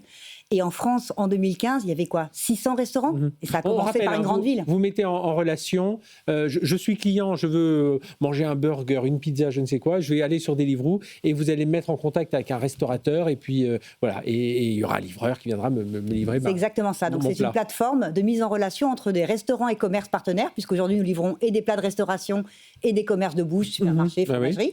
Des livreurs partenaires et des clients finaux. Et aujourd'hui, alors j'ai regardé le nombre de restaurants, on est à plus de 40 000 restaurants. Exactement. Donc on fête cette année nos 10 ans et on a souhaité pour les 10 ans objectiver avec un rapport chiffré l'impact économique et social de Deliveroo. Et donc c'est une grande première et une étude qu'on a fait avec Xerfi. Et aujourd'hui, donc en 2024, dernière année pleine, on a travaillé avec 44 500 restaurants et commerces partenaires, donc près de 45 000. Et dans cette étude, on a réussi à chiffrer effectivement le chiffre d'affaires soutenu par Deliveroo. Et le chiffre que j'ai envie de vous partager... C'est en centaines de millions, j'imagine. Alors voilà, on parle de 800 millions de chiffre d'affaires soutenus auprès des restaurants et commerces partenaires, auxquels viennent s'ajouter les 200 millions de chiffre d'affaires soutenus auprès des livreurs partenaires. Oui. Donc l'impact économique de Deliveroo dans une année pleine s'élève aux milliards. Et là, c'est sur un an. Et quand on regarde sur les 10 dernières années, on parle de plus de 6 milliards. Et puis, parce qu'il y a cette transformation, évidemment, la livraison. Alors, évidemment, il y a eu l'effet Covid. On était bloqués chez nous. On ne voulait pas manger que nos pommes de terre. Et donc, on pouvait avoir accès à ces restaurants qui a permis à certains restaurants, d'ailleurs, de poursuivre leur activité. Aujourd'hui, comment vous mesurez votre impact un peu par rapport au secteur de la restauration, en tout cas ? Alors, c'est vrai que le Covid a joué un facteur d'accélération de maturité du marché et quelque part, entre les années avant Covid et les années d'aujourd'hui, on parle d'un x2 du marché. Ça reste néanmoins un marché qui est très dynamique et qui est encore en pleine croissance. Quand on regarde effectivement la pénétration du marché en France par rapport à d'autres géographies, on a encore un facteur de 1 à 2 par rapport à des pays comme le Royaume-Uni et Émirats Arabes Unis, par exemple. Et aujourd'hui, on travaille donc avec 45 000 commerces partenaires. Et ce que je peux vous dire, c'est que si on prend l'exemple du Covid dont vous parliez, avant le Covid, il y avait des restaurateurs qui étaient hésitants à travailler dans ce secteur-là. Et la plupart qui nous ont essayé pendant le Covid sont restés. Donc l'essayer, c'est l'adopter. Et on sait très bien que les restaurateurs et les commerçants sont des hommes d'affaires avant tout, c'est qu'ils y trouvent leur compte et qu'on les a accompagnés dans cette digitalisation de l'industrie. Et alors, c'est bien ça, digitalisation de cette industrie. Et aujourd'hui, on est d'accord, c'est aux restaurateurs d'être bons, c'est-à-dire c'est pas vous qui définissez en disant oula, lui on va plus travailler avec lui ou lui on va plus travailler avec lui. C'est voilà, si les avis sont pas bons, les consommateurs n'y vont plus et puis on ira moins commander chez lui. Vous jouez vraiment juste ce rôle d'intermédiaire. Alors, on a ce rôle d'intermédiaire. Après, le commerce partenaire, quelque part, sera victime de son succès. S'il performe bien, si les opérations sont bonnes, si les plats sont jugés bons par les consommateurs, il va se passer qu'il va avoir des bonnes revues et qu'il va être recommandé. Donc, quelque part, le restaurateur a besoin, on va dire, d'assurer à la fois une qualité de plat, mais une qualité de service convenable et même excellente. Et nous, nos équipes, dans l'accompagnement de la digitalisation, on accompagne les restaurateurs et les commerces pour être meilleurs encore sur ces opérations-là. On se rappelle que c'est un métier nouveau. Il y a 10 ans, personne ne faisait ça. Oui. Puis c'est vraiment. Et puis en plus, il a fallu l'intégrer dans notre culture. On n'était pas déjà la livraison à domicile déjà de denrées alimentaires. Ça commençait à peine, il y a 10 ans. Et voilà. Et alors, se les faire livrer des plats tout préparés, c'était encore une autre histoire. Aujourd'hui, pour vous, quand vous regardez sur les 10 ans passés, accélération, on le rappelle, il y a eu ce rachat quand même par DoorDash, donc le géant américain pour près de 3 milliards de dollars. C'était en octobre dernier. Deliveroo était d'origine britannique, voilà, que je ne vais pas dire de bêtises. Pour vous, quelles sont les innovations? Là, on est dans une émission tech qui ont permis justement de rester compétitifs. Alors, imagine une meilleure logistique, meilleure personnalisation. Enfin voilà, comment vous travaillez autour de cette innovation pour justement rester devant? Alors, comme vous l'avez très bien dit, la technologie est au cœur de tout ce qu'on fait. Quelque part, il y a 10 ans, quand on disait un jour tu pourras commander n'importe quel plat, il arrivera à domicile, chaud, dans un délai de quelques minutes et de manière fiable, et ça va changer le quotidien de millions de Français. Et si vous êtes 4, il y aura 4 plats différents en plus. Mais je pense que la personne qui a dit ça ce jour-là en 2015, on a dû se dire mais il est visionnaire, peut-être un peu trop. Et aujourd'hui, c'est la réalité. On a réellement changé le quotidien de millions de Français et de dizaines de milliers de restaurateurs, et la technologie, c'est au centre. Et quelque part, on n'en est qu'au tout début de cette aventure. Pour vous donner un exemple de technologie, alors aujourd'hui par exemple, en tant que société Deliveroo, on teste dans certaines zones, en l'occurrence aux alentours de Dublin, on teste la livraison par drone. En parallèle de ça, DoorDash teste. Donc ça veut dire très concrètement, ça va arriver où? Ça va arriver devant chez moi? Enfin, comment ça se passe? Alors, parce qu'il y a des réglementations. Il y a des réglementations, puis évidemment, ce type de livraison est particulièrement approprié dans des zones, on va dire, plus rurales, avec des distances plus élevées, et un jardin devant, ou en tout cas un espace devant. On n'imagine pas ça dans un immeuble à beaucoup d'étages. Mais typiquement, donc Deliveroo teste la livraison par drone. On a eu cette opportunité, effectivement, de s'associer avec DoorDash, qui lui aussi est une grosse boîte technologique, et qui, par exemple, teste encore donc, la livraison par robot dans la région de Phoenix. c'est autant d'innovations qui vont changer notre activité pour demain. Et alors, par rapport à l'algorithmie, est-ce qu'il n'y a pas un risque aussi de, comme on nous suit, on nous connaît, de nous proposer parfois, parce qu'il y a des suggestions, hein, évidemment, on vous dit, tiens, ce soir, et si vous mangez ça, est-ce qu'il n'y a pas un risque de perdre un peu de proposer un peu toujours la même chose aux gens qui vont régulièrement prendre la même chose? Alors, c'est intéressant ce que vous dites, puisque quand on pense à la livraison de repas il y a 10 ans, on pensait à se commander une pizza, à se faire livrer une pizza. Oui. Aujourd'hui, sur la plateforme, on va trouver tout type de repas. On va trouver évidemment les pizzas, les burgers, les sushis, mais aussi le thaïlandais, le vietnamien, on va trouver tout type de plats. Et aujourd'hui aussi, tout type de commerce. Commerce du fromage, de la viande, du poisson, des fruits et légumes frais. Et ce qui est intéressant, c'est que, je vous disais, c'est le début d'une aventure dont on est très fiers. On a 10 ans, mais 10 ans, c'est le début. Ah oui, demain, on pourra se faire livrer beaucoup d'autres choses. Deliveroo ainsi que DoorDash dans d'autres pays livrent des objets type de la nourriture pour animaux. Ça peut être effectivement des produits de bricolage. Vous êtes chez vous en train de monter une commode et d'un coup, il vous manque le tournevis qui va bien. Vous voyez aller vers tout cet univers de l'assistant, du citoyen. Voilà, c'est vraiment mettre en connexion, on va dire, un client qui a un besoin à l'instant T avec une livraison rapide. Et ces produits autres que commerce de bouche et restaurant, c'est déjà une réalité dans d'autres pays, Deliveroo, DoorDash. Et ça pourra tout à fait voir le jour prochainement dans nos pays en Europe. Par contre, vous êtes certains, vous dites, chacun son métier, c'est-à-dire vous n'irez pas créer vos cuisines, vous n'irez pas... il y a les restaurateurs d'un côté, il y a les livreurs, les livreurs c'est vous, mais Oui, c'est-à-dire qu'en fait, aujourd'hui, notre valeur ajoutée à nous, c'est d'accompagner la digitalisation des commerces et restaurants partenaires, de permettre aux livreurs partenaires d'avoir une activité qui est à la fois financièrement intéressante pour eux et flexible, et de permettre au client final d'avoir un service excellent.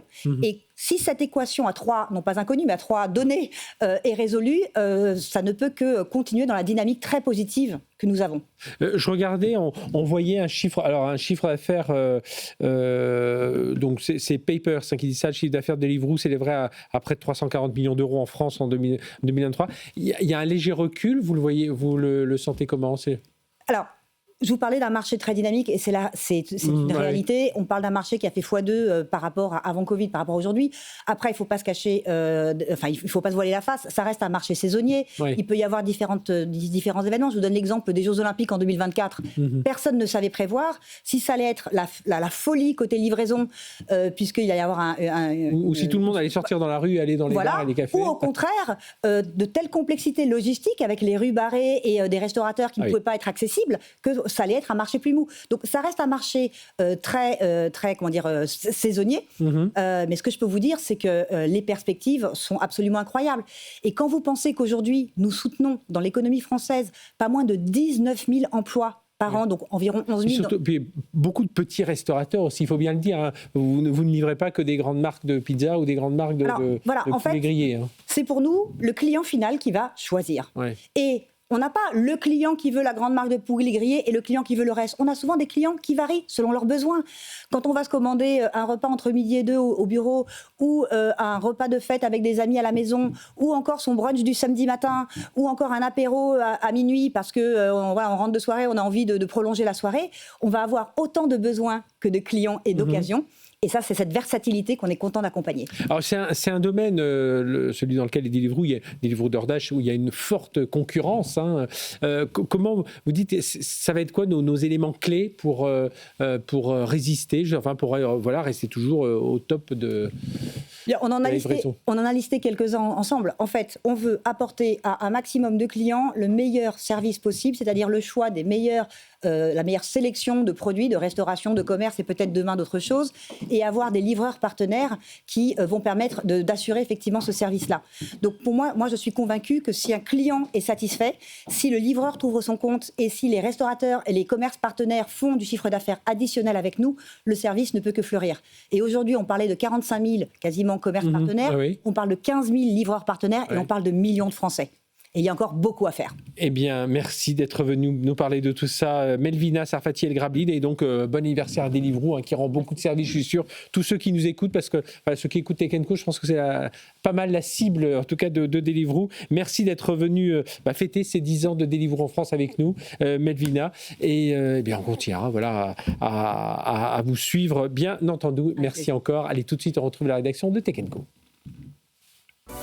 Tech & Co, la quotidienne, la chronique techandco.com. Et avec nous, Salomé Ferrari. Bonsoir, Salomé. Bonsoir. Alors, journaliste Tech & Co. Alors, Snapchat, Instagram, TikTok et même YouTube, depuis le 10 décembre, les réseaux sociaux sont interdits aux moins de 16 ans en Australie. Mais certains utilisateurs, sans doute un peu, ont trouvé les moyens de contourner cette interdiction. Exactement, apparemment les Australiens ne peuvent pas vivre sans Snapchat ou Instagram. Alors heureusement pour eux ou malheureusement pour les législateurs, les systèmes sont assez faciles à contourner. La première technique, c'est la plus classique, ce sont les VPN, ces outils qui servent notamment à Virtual faire croire, Private Network, voilà. Exactement, qu'on fait croire qu'on est dans un autre pays. Par exemple, dans un pays qui n'interdit pas les réseaux sociaux aux moins de 16 ans. L'autre technique, c'est l'appel à un ami, c'est vraiment d'aller emprunter le profil d'un de ses proches, donc de ses parents par exemple. Donc si certains parents acceptent volontiers de se prêter au jeu, des fois les adolescents sont carrément allés piquer les cartes bancaires ou alors des photos de leurs proches pour essayer de contourner les systèmes. Ouais. D'ailleurs, en parlant de photos, il y a certains qui se sont embêtés à générer des images ou des vidéos par IA pour essayer de contourner les systèmes. Ouais, pour duper le système, oui. C'est ça. Alors ça marche pour certains réseaux, notamment TikTok et Snapchat. En revanche, Instagram, ça ne fonctionne pas. Et pire, certains se sont levés donc, au lendemain de l'interdiction et n'ont rien eu à faire. Ils étaient toujours sur leur profil et ça, on le doit à une technique assez classique, c'est de mentir sur sa date de naissance, de dire qu'on est né. Et j'imagine que les plateformes, elles disent, mais nous, nous, on sait réagir par rapport à tout ça. Oui, c'est ça. Ils disent qu'en fait, même si même si les adolescents arrivent à contourner les restrictions, ils arrivent un petit peu à analyser leur comportement sur les réseaux sociaux et à bannir a posteriori les comptes. Oui, parce que c'est pas la première fois qu'on voit tous ces systèmes d'âge dupés. On le voit évidemment dans ce qui est contenu pour adultes. Oui, c'est ça, exactement. D'ailleurs, au Royaume-Uni, on a l'Online Safety Act qui est passé en juillet. Et ce texte, il oblige justement les plateformes pornographiques à vérifier l'âge des utilisateurs pour éviter que les mineurs aillent sur ces sites. Donc là, pareil, les mêmes techniques ont été utilisées, les VPN, les photos et l'IA. Mais ils ont été un petit peu plus inventifs parce qu'il y en a certains qui se sont amusés à utiliser le mode photo du jeu Death Stranding pour essayer de duper les systèmes. Ça a été très efficace apparemment. Oui, on sait que les ados, dès qu'on interdit certains usages, on sait que les ados font preuve de beaucoup d'imagination. Merci Salomé Ferrari, article à retrouver bien entendu comme beaucoup d'autres sur le site techandco.com. Merci d'avoir été avec nous. Allez tiens, on va aller faire un tour en voiture sans chauffeur, c'est tout de suite. Tech & Co, la quotidienne, décryptage. On vous en a parlé il y a quelques jours avec François Sorel qui était ici même à ce poste pour Tesla a lancé la conduite autonome, son FSD, Full Self Drive, en test pour nous tous, pour tous ceux c'est plutôt les gens qui avaient déjà les Tesla qui ont été invités à tester cela et ça marche plutôt bien. Julien Bonnet, bonsoir. Bonsoir Frédéric. Julien, merci d'être avec nous, journaliste BFM Business, journaliste auto. Alors vous pouvez aller voir à la fin de la chronique la vidéo de Julien qui sillonne. Alors raconte-nous le début. Tu reçois un email de Tesla. Comment ça s'est passé ? En fait, en novembre, ils ont annoncé qu'ils allaient lancer ces tests. Alors non, je précise, c'est grand public. N'importe qui peut s'inscrire. Je pensais qu'au début, c'était plutôt ciblé sur les clients. Peut-être averti les clients, mais non, franchement, moi, je l'ai vérifié là, justement avant de venir. En fait, c'est un tel succès, ces réservations justement grand public, qu'ils ont prolongé l'expérience. C'était prévu jusqu'au 31 décembre. Finalement, ça va se poursuivre sur janvier. Moi, j'ai essayé de voir si, apparemment, comme c'est un peu pris d'assaut, je sais pas s'il reste des places. On a tous envie de tester, forcément. Et c'est vraiment sur toutes les villes de France, les grandes villes de France où Tesla a un centre, mais vraiment la plupart des grandes villes. Donc là, on reçoit un mail. On s'inscrit, on a un rendez-vous fixé à un centre Tesla. Et en fait, là, vous partez pour une balade d'une trentaine de minutes avec quand même quelqu'un derrière le volant. C'est Oui, on est obligé. Oui, c'est ça, c'est le point réglementaire. Pas encore les Waymo non, exactement, aux États-Unis ou certaines voitures en Chine. Mais c'est vrai que... Donc, comment ça se passe ? Donc, on arrive chez Tesla. On s'installe sur le siège passager. Et là, vous avez la personne derrière le volant. En fait, vous avez juste à appuyer sur le bouton « Démarrer le trajet ». Vous avez un itinéraire qui est programmé dans le GPS. Et une fois que vous appuyez sur le bouton, c'est la voiture qui va tout gérer. Et là, pendant 30 ou 40 minutes qui a duré le trajet, la personne, elle est toujours d'avoir. Elle est obligée d'avoir ses mains prêtes à réagir sur le volant, mais elle n'y a pas touché. Non, là, pour le coup, il n'y a pas touché. On va dire que c'est arrivé, j'avais regardé pas mal de vidéos justement de gens qui l'avaient testé avant, où il y a des cas, mais vraiment très spécifiques, où il y avait eu besoin d'intervenir. Maintenant, ce qui est bluffant, c'est vraiment le naturel de la conduite. Moi, raconte-nous un peu alors, les quelques situations où tu t'es dit, oula, il va se passer, on va freiner brutalement. Dès le début, je trouve qu'il y a eu une situation assez symbole un peu de ce qu'on a dû vivre. Camionnette, c'est ça, il y a un camion de livraison qui était vraiment posté devant nous depuis 5 minutes. On discutait dans la voiture, justement, comme on tournait la vidéo, il y avait un peu de préparation à faire, etc. Le moment où je clique sur le bouton, on démarrait le trajet, le camion repart, quoi. Alors qu'il était toujours en warning, qu'il était immobilisé depuis tout le temps. La voiture, finalement, elle avait commencé quand même sa manœuvre. Elle a juste ralenti à peine. Enfin, elle a eu une réaction vraiment très naturelle. Et c'est vraiment ce qui a marqué toute l'expérience. Et un peu, juste après, on avait un virage à droite. Donc, vous savez, feu vert, avec le feu piéton qui est au vert sur la rue sur laquelle vous allez tourner. Et là, en fait, ce qui est impressionnant, c'est que c'est des situations où souvent on a pas mal d'angles morts. Donc, quand on est conducteur, il faut se forcer un petit peu à se baisser, à regarder un petit peu tous les piétons peuvent surgir. Un peu qu'il y a un abri, alors que là, par définition, avec les caméras, en fait, elle est vraiment consciente et surtout, on le voit à l'écran, tout ce qu'elle voit autour d'elle. On rappelle, Tesla, c'est uniquement caméra. C'est pas comme les autres. Alors, c'est un choix technologique qui a été fait. Le lidar de radar, ça permet de réduire les coûts. C'est ça. Bon, après, voilà, ça limite d'autres capacités, mais enfin, visiblement, ça s'est bien passé. C'est quoi les autres situations? Est-ce que au rond-point, par exemple, on sait que même quand on est au volant d'une voiture, les ronds-points, c'est est-ce que l'autre va me laisser passer Bien sûr. Alors, moi, je ne suis pas trop effrayé par la perspective du rond-point. Est-ce qu'elle s'impose, la voiture? Oui, alors nous, c'est vrai qu'on n'a pas eu un trafic très dense, donc j'ai pas eu des situations. Tu étais dans Paris, il faut le rappeler. Alors, c'est pas départ de Saint-Ouen, donc on va dire région parisienne. Voilà. Mais et puis pas à 11h du soir, vraiment. Non, plutôt vers l'heure du déjeuner, donc ça commençait quand même à se densifier tranquillement. Mais non, ce qui est impressionnant, c'est vraiment justement, encore une fois, le naturel. Et si, on a quand même vécu des moments où il faut s'imposer un minimum. Par exemple, un double stop, où les voitures, elles arrivent en face, mais des fois, elles vous coupent la route. Si elles voient que la voiture est en face, c'est la région parisienne. Donc, si vous imposez pas, au bout d'un moment, tout le monde va vous passer devant. Donc, non, j'ai trouvé ça vraiment rassurant dans le côté, ça va être comme si vous étiez avec un conducteur prudent, mais qui prend quand même des initiatives. Vous n'allez pas rester bloqué pendant des heures derrière une voiture qui bouge pas. Et elle respecte. On sait que, à Paris, on cohabite avec les cyclistes. Il y a bien quelques pistes cyclables, mais souvent les cyclistes sont soit sur la route, soit sur les pistes de bus. Tout ça, elle respecte les distances. Alors Tesla m'a précisé qu'en plus le logiciel, il est programmé pour justement avoir une attention supérieure sur les usagers à risque. Donc les piétons, les cyclistes. Et nous, on l'a vécu lors de notre test. En fait, pour doubler un cycliste, ce qui arrive souvent dans Paris, elle n'hésite pas à franchir une ligne blanche. D'accord. Bien sûr, avec personne qui arrive en face, etc. Mais on sent vraiment à chaque fois qu'il y a vraiment... comme on ferait si on était vraiment au volant. C'est ça. Même Erwan, qui filmait les images sur le siège passager à l'arrière, pour le coup, lui, il me disait finalement, moi, j'étais presque pas bluffé parce qu'en fait, comme je voyais la personne sur le siège conducteur avec les mains.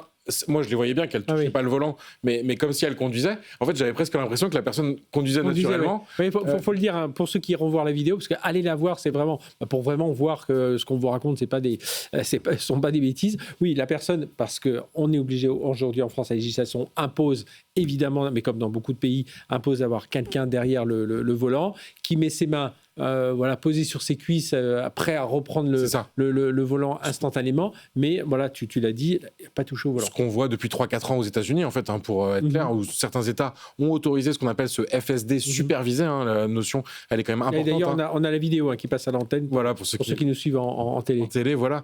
Non, c'est ça qui est bluffant, c'est que c'est quelque chose que maintenant on sait qu'il y a une réalité aux États-Unis et dans certains autres pays depuis pas mal d'années maintenant. Et donc c'est la question qui se pose aujourd'hui, c'est est-ce que l'Europe doit laisser ce genre de système se développer, sachant que moi finalement ce que je me pose en sortant de cette expérience, c'est quoi le cas d'usage? Parce que certes la voiture conduit toute seule, mais comme je dois tout le temps surveiller la route, je peux pas faire autre chose. Alors que pour moi le gros progrès des voitures autonomes, ce serait de permettre à des gens qui n'aient pas le permis, donc là c'est pas autorisé parce que par définition même des personnes âgées qui n'ont plus le permis, ce qui ressort souvent sur tout le potentiel du véhicule autonome, ou juste en fait vous avez envie de faire autre chose, de lire un article de Tech & Co par exemple, ou de regarder une vidéo, voilà exactement. Alors que là vous allez devoir surveiller, même en fait vous allez être rappelé à l'ordre. Je sais qu'à un moment Erwan qui filmait a voulu faire un plan à gauche de la tête de celle qui était derrière le volant. Et en fait, elle a juste eu un réflexe. Et en fait, la voiture lui a dit surveille bien la route. Tes yeux doivent bien rester dans l'axe. Et du coup, ça m'a fait tilt de me dire c'est quand même un peu étrange parce que finalement, vous allez être presque en plus en surveillance de la route que ce qui est nécessaire quand vous conduisez tout seul. Et on sait tous que malheureusement, il y en a beaucoup qui en profitent pour regarder leur téléphone, etc. Alors que là, c'est pas du tout possible. Vraiment... Mais encore une fois, pour moi, d'accord. C'est le premier niveau. C'est-à-dire, on voit, à la limite, c'est plus une démonstration en fait pour moi. Voilà. Et je pense qu'on revit peut-être aussi ce qu'on avait au tout début de l'autopilot Tesla, donc le système, on va dire, la plus basique de suivi des lignes de la route, qui est aujourd'hui assez commun chez toutes les marques, où il y a 10 ans, c'était quand même un peu des pionniers là-dessus. Et en fait, on découvrait cette sensation sur autoroute d'avoir quand même du repos, même si vous devez tenir le volant dans le cas de l'autopilot, un peu moins stressé. Et surveiller ce qui se passe. En fait, comme vous n'allez pas avoir les mouvements du volant à faire, vous n'êtes pas dans une concentration en fait spécifique sur les lignes de la route, sur la manière dont vous conduisez. En fait, vous avez une surveillance globale qui est beaucoup plus reposante quand vous arrêtez. Vous avez beaucoup moins de fatigue. Oui, qui est souvent. Moi, je l'associe un peu souvent au stress du passager qui conduit pas, mais qui est complètement stressé par à côté, qui lui regarde la route comme s'il conduisait, mais il n'a pas le volant en main. Enfin, il n'a pas tout. Donc, l'espoir de Tesla, c'est que ce soit possible de l'autoriser en Europe courant 2026. Pour l'instant, les signaux sont assez, on va dire, négatifs, dans le sens où l'Europe, on sait, a un certain conservatisme. Comme tu dis, pour que ce soit vraiment utile, il faut vraiment que ce soit la conduite autonome. Et c'est comme on voit aux États-Unis avec les Waymo, comme on voit en Chine, comme on commence à voir en Angleterre, Waymo. Oui, voilà, c'est le début, donc ensuite, ça sera à suivre. En termes d'assurance, tu as pu en parler. Est-ce que Tesla commence à discuter avec des assureurs Alors, je sais qu'ils ont un projet d'assurance Tesla. Après, non, là, spécifiquement, non. En fait, on va dire, sur le cas du FSD supervisé, ce qui est très simple à prendre en compte, c'est que comme la personne derrière le volant doit superviser la conduite, si l'accident est causé par la Tesla, qu'elle soit en mode FSD ou pas, ce sera le conducteur qui sera responsable, parce qu'on pourra lui reprocher de ne pas avoir réagi.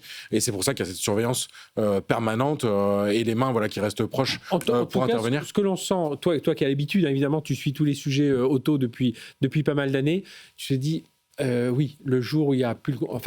On est le jour. Alors, on le voit évidemment, et d'ailleurs, François Sorel et Léa Benhamim l'ont testé aux États-Unis, ils l'ont confirmé, et on le voit, ça se roule tous les jours. Tu te dis, oui, c'est prêt, quoi.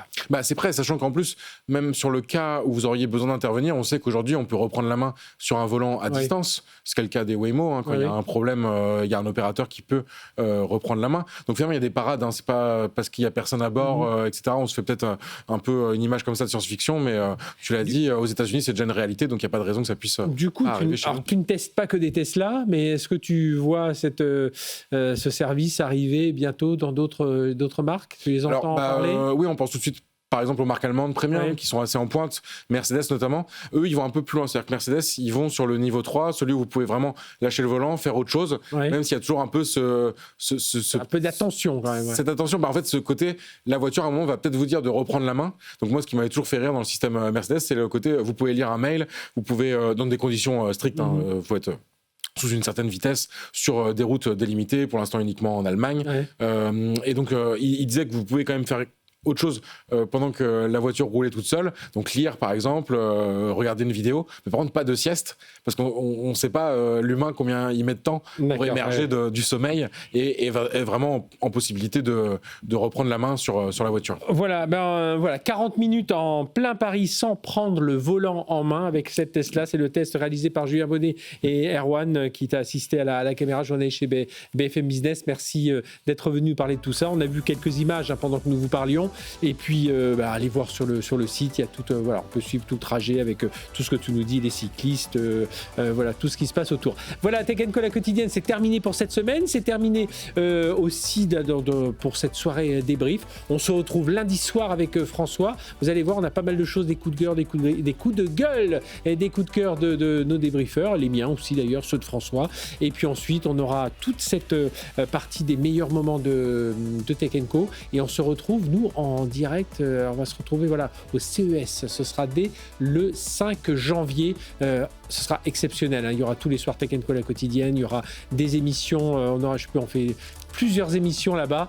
Donc rejoignez-nous au CES à travers évidemment BFM Business et Tech & Co. Excellente soirée sur BFM Business. Tech & Co, la quotidienne sur BFM Business.